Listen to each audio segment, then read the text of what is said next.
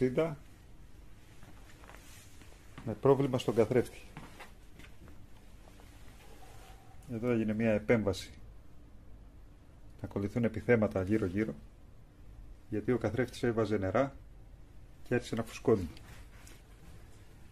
με πάρα πολύ μικρή χρήση, εντελώς ολοκαίνουργιο το φουσκωτό. Κοιτάξτε εδώ το χάλι το μαύρο, 5 φορές έχει μπει στο νερό, από 2 ώρες περίπου τη φορά, με καλό ξέπλυμα και στέγνομα, φουσκωμένο σε αποθήκη πάντα. Θα σας δείξω και φωτογραφίες πως ήταν ο καθρέφτης.